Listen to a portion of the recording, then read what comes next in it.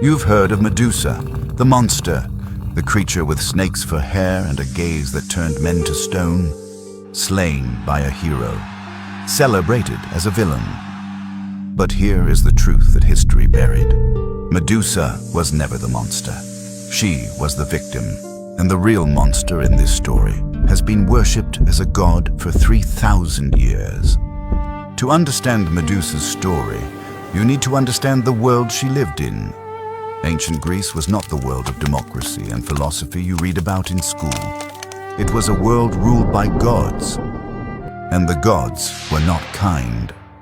The gods of Olympus held absolute power over every mortal life. They could bless you with greatness or destroy you on a whim. They took what they wanted, they punished who they chose. And mortals, no matter how innocent, no matter how faithful, had no protection, no rights, no recourse. You simply hoped the gods would not notice you. Medusa was born mortal, one of 3 sisters known as the Gorgons. But unlike her sisters, who were born immortal creatures, Medusa was human, beautiful, vulnerable, and faithful to the gods above all else. Medusa devoted her life to Athena, goddess of wisdom and warfare. She became a priestess in Athena's sacred temple, one of the highest callings a mortal woman could achieve. She took a sacred vow of chastity. She gave everything to her goddess, her freedom, her future, her entire life in service. She believed with every part of herself that the goddess watched over her, that inside these sacred walls, she was protected. She was wrong. Poseidon was the god of the sea, brother of Zeus, one of the most powerful beings in existence. He had watched Medusa for years. He wanted her. And gods in ancient Greece simply took what they wanted. He came to Athena's temple. He crossed the sacred threshold. He violated every law of gods and men inside the one place Medusa believed she was safe. Inside the house of the goddess she had dedicated her entire life to. The temple that was supposed to be holy ground. The goddess who was supposed to protect her. None of it mattered. Medusa screamed for Athena. She prayed with everything she had. The goddess did not come. When Athena finally came, she came in fury. Not fury at Poseidon, fury at what had happened inside her temple. Her sacred space had been defiled. Her holy ground had been violated, and rather than direct that fury at the god who had violated it, she directed it at the woman who had survived it. Poseidon was a god, untouchable, unpunishable. To challenge him would be to start a war on Olympus itself, and so Athena did what gods do when the powerful are guilty.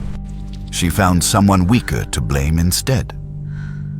Medusa knelt before her goddess, broken, betrayed, begging for mercy, for understanding, for any shred of the protection she had devoted her life to earning. Athena looked down at her most faithful priestess and raised her hand. The curse hit Medusa like a thunderbolt.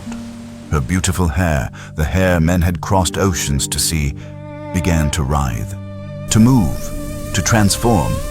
Strand by strand, it became something living, something monstrous.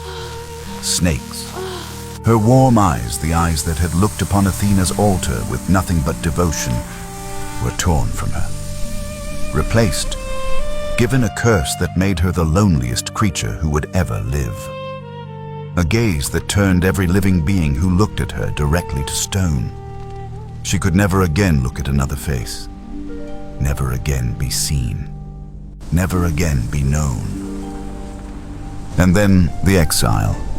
Cast out of the only home she had ever known, cast out of the temple she had devoted her life to, sent to the very ends of the earth. A barren, desolate island where no mortal would ever come, where she would live alone, feared, hunted, hated for what had been done to her. She lived in that exile for years, alone with the stone statues of the men who had come to try to kill her and failed. Men who came for glory, Men who came because the gods sent them. Men who looked at her and were turned to stone before they could raise their swords. She never asked for their deaths. She never wanted them. Every stone man was proof not of her evil, but of her curse. Every statue was another person Athena's punishment had taken from her. She was not a predator. She was a prisoner, in a body she never chose, on an island she never wanted, living a life that had been taken from her by the people she trusted most. Then came Perseus, a young hero on a quest to prove himself. He had been sent to retrieve Medusa's head, a task so dangerous it was considered a death sentence, but the gods armed him. Athena gave him a mirrored shield so he could look at Medusa without meeting her gaze. Hermes gave him winged sandals. The very gods who had destroyed Medusa now equipped the man who came to finish the job. He found her sleeping, the cursed woman who could not look at the world, who lived surrounded by the stone remains of everyone who had ever tried to come near her. He crept through her cave. He raised his sword, and he took her head, not in battle, not with honor, but while she slept. The gods celebrated. Olympus rang with praise for the brave hero who had slain the monster. Athena placed Medusa's head image on her own shield called Aegis, the head of the woman she had cursed, now her trophy, her weapon.